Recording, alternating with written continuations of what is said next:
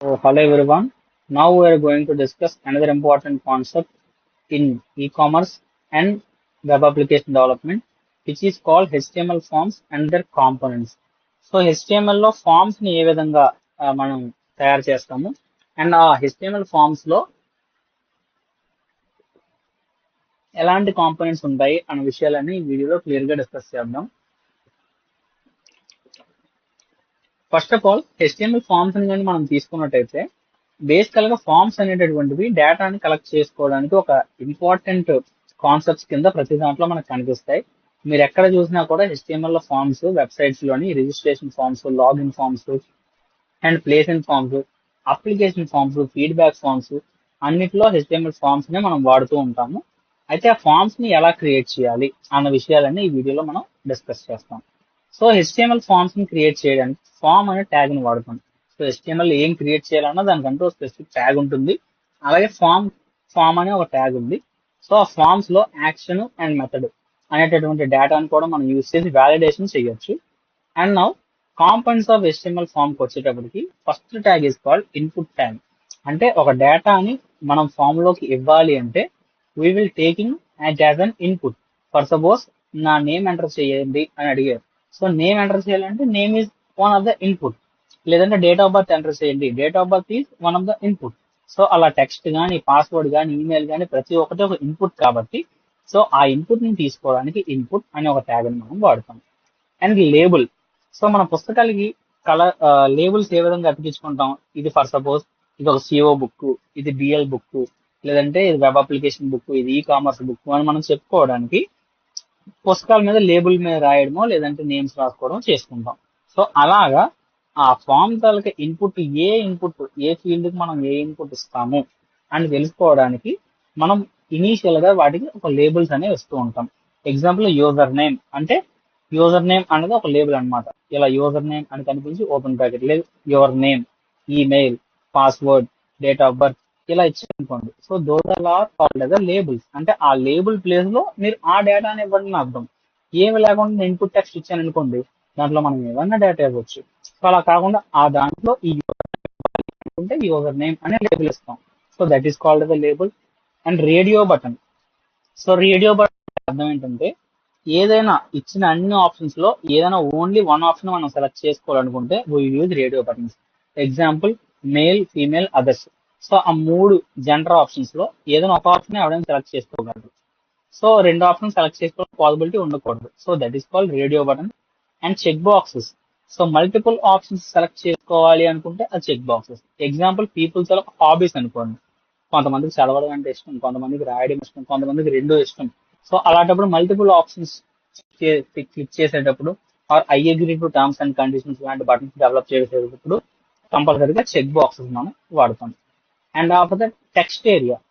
అంటే టెక్స్ట్ ని ఎంటర్ చేయడానికి కావాల్సిన ఏరియాని టెక్స్ట్ ఏరియా అంటారు. Multiple line input. Example feedback అని అడుగుతుంటాం. సో దాన్ని టెక్స్ట్ ఏరియా అంటాం. And drop down list.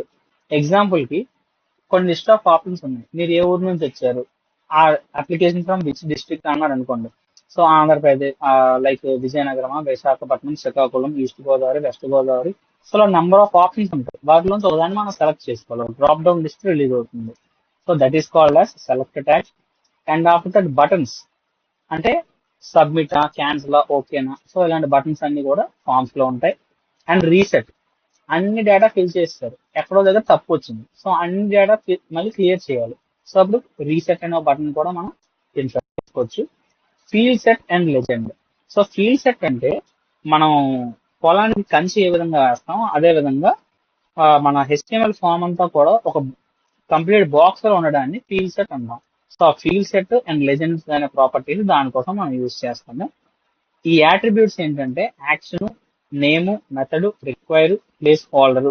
ఈ యాట్రిబ్యూట్స్ కూడా మనం ఫామ్స్ లో వాడచ్చు. అవేంటి అన్న విషయాల గురించి మనకి ఇందులో లేవు. జస్ట్ కాంపోనెంట్ గురించి మనం డిస్కస్ చేస్తున్నాం. So advantages. HTML ఫామ్స్ వాడడం వల్ల ఏంటంటే డేటాను కలెక్ట్ చేసుకోవచ్చు, ఇన్పుట్ టైప్స్ వాడచ్చు, interaction between user and website, and dynamic web application build చేయడానికి చూస్తాం. So login and registration forms లో online shopping forms, feedback forms and application forms, survey forms అన్నిటిలో ఈ అప్లికేషన్ ఫామ్స్ ని వాడతారు. HTML ఫామ్స్ ని example డెమోకి ఈ విధంగా కనిపిస్తాయి.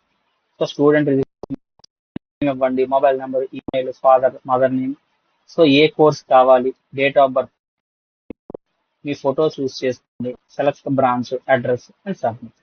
సో ఈ ఫామ్ ని ఇప్పుడు మనం డెవలప్ చేసి చూద్దాం.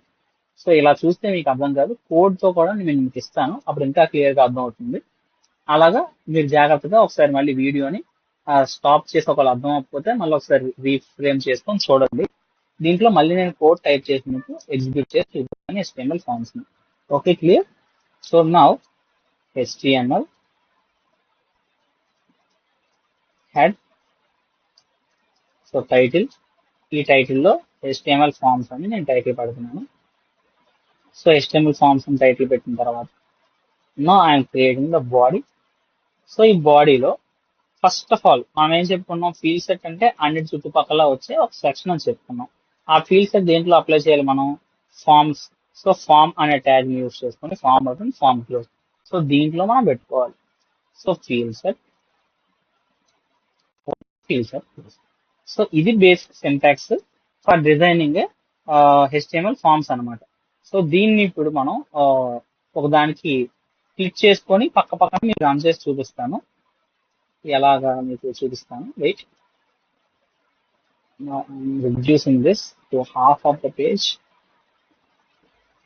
ఓకే, ఇది ఒక హాఫ్ లో నేను తీసుకున్నాను. అండ్ ఈ హాఫ్ కి వెబ్ పేజ్ లో ఏ విధంగా కనిపిస్తున్నాను ఈ హాఫ్ లో తీసుకున్నాను. ఓకే, వెబ్ పేజ్ ని ఈ హాఫ్ లో, లైక్ మీకు ఇంకా క్లియర్ గా అర్థమవుతుంది దానివల్ల. జస్ట్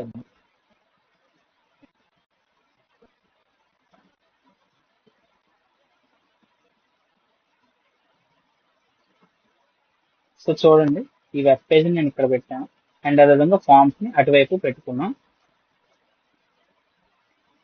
సో ఇంతకుముందు పాసిబిలిటీ మనకు లేదు, ఇలాగే అరేంజ్ చేసుకొని మనం చేసుకోవాలి. కన్సైడింగ్ దిస్. ఓకే, ఎగ్జాంపుల్ కి రీఫ్రెష్ చేశాను అనుకోండి, ఈ ఫీల్డ్ సెట్ మనకి ఇక్కడ జనరేట్ అయింది. So this is the field set. దీన్ని మనం కంట్రోల్ మైనస్ చేసుకొని చూసుకోవాలి, అంతకుమించి పాసిబిలిటీ లేదు. ఓకే, ఫీల్డ్ సెట్ కనిపిస్తుందా మనకి? This is the field set over here. ఇక్కడ ఫీల్డ్ సెట్ కనిపిస్తుంది, ఆ బార్డర్ ఏదైతే కనిపిస్తుందో that is called the field set అనమాట. సో అదే ఫీల్డ్ సెట్. ఈ ఫీల్డ్ సెట్ లో మనకి ప్రాపర్టీస్, ఫార్మ్స్ అన్ని కనిపిస్తాయి. సో ఈ ఫీల్డ్ సెట్ లోపల నేను రెండు కంటెంట్స్ ఇవ్వాలి. ఎగ్జాంపుల్ కి H1, ఆ H1 ని అప్లికేషన్ ఫామ్ అని పెడుతున్నాను. అప్లికేషన్ ఫామ్,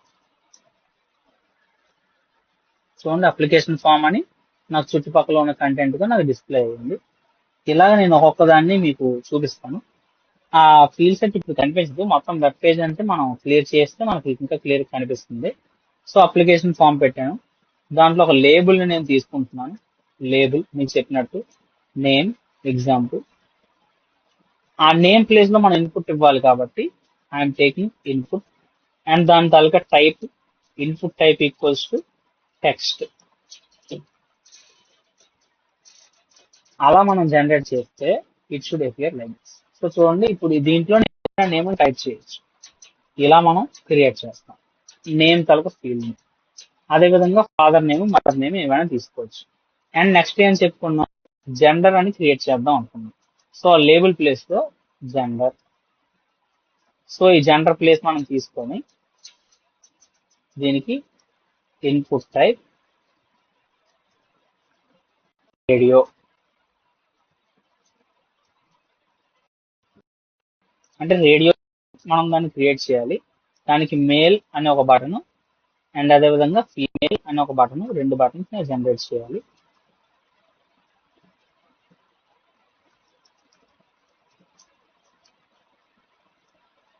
సో మేలా ఫీమేలా జెండర్ అనేది ఇక్కడ మీకు కనిపిస్తుంది. సో ఇది పక్కన వచ్చింది, మనం కిందకి రావాలి అని అంటే వీ షుడ్ యూజ్ బిఆర్ అంటే బ్రేక్ మనం వాడాలమ్మా. సో కంట్రోలర్స్, సో కిందకు వచ్చిందిగా, అది మేలా ఆర్ ఫీమేలా అని క్లిక్ చేయాలి. సో రెండు క్లిక్ అయిపోయాయి. సో రెండు క్లిక్ అవ్వకూడదు కాబట్టి మనం దానికి మ్యూచువల్ ఎక్స్క్లూజివ్నెస్ అనే ఫీచర్ ని మనం యాడ్ చేయాలి. ఎలా చేస్తాం అది అంటే దానికి ఐడి జనరేట్ చేయడం ద్వారా. So ID equals to gender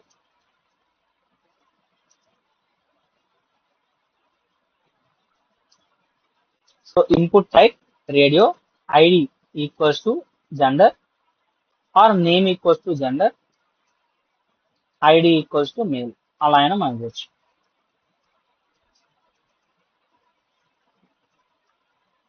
and after that